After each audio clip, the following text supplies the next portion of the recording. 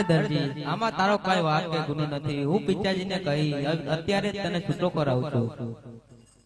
અરે પિતાજી, આ દરજીનો કોઈ વાક કે ગુનો નથી. તેને તો જેલમાંથી મુક્ત કરી દો. અરે વિક્રમજી, દરજીને છૂટો કરી અને છોટા કાઢી નાખ્યા વિદાય કરો. આ હાથોડું લાલ કરી વાળી મારી પડતાને અને હવે દરજીને ઇનામ આલી છૂટો કરે. અરે દરજી, ગુઆધામ રાખો, ગુઆધામ નહીં આવા હાથોડું તોર કરી નાખ્યું. આજના તો બહુ નહીં કર્યા. લો આ તમારું ઇનામ. આ બધી હાચી છે ને? હાથે જ છે ને. આપણા છોકરા નાવ ગલ્લે પાછી આવશે. 500 ને.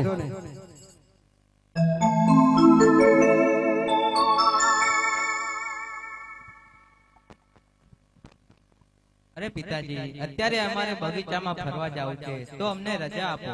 અરે ગુરુ, ખુશીથી જાઓ. આજે રામ દેવી રામદેવ બને ચાલિયા રે.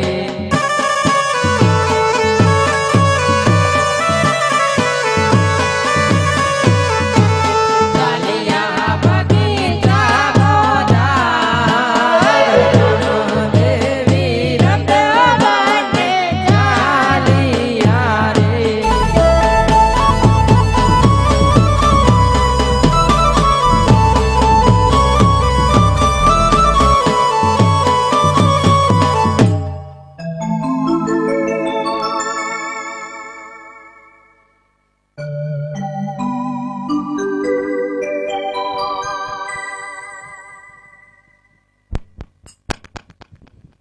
અમે ગોવાળિયા રે હે પોકરા ગઢના.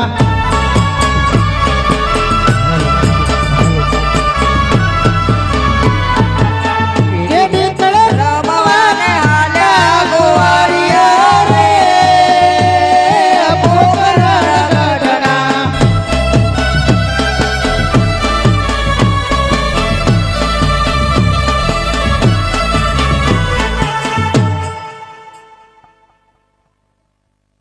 અરે વીરપ્ત વીરા, સામે ઉભેલા ગોવાળિયાને કહો કે અમને ગેડી દળે રમાડો. અમને ગેડી દળે રમાડો.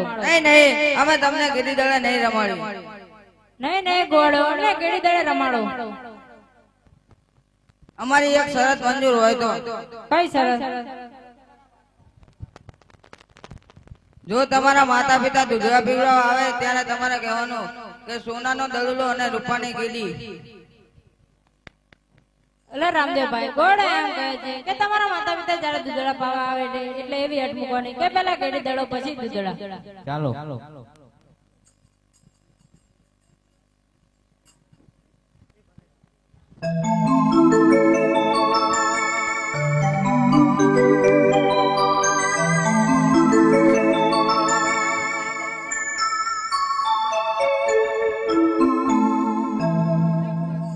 અરે વિક્રમજી, કુરોને બોલાવો.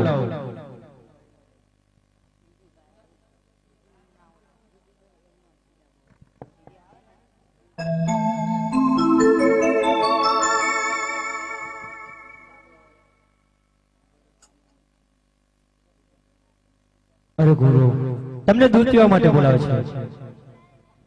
દૂધડા નહીં પીવે નાના બાળ, દૂધડા નહીં પીવે નાના બાળ. પેલા રે દળોડા પછી દૂધડા રે.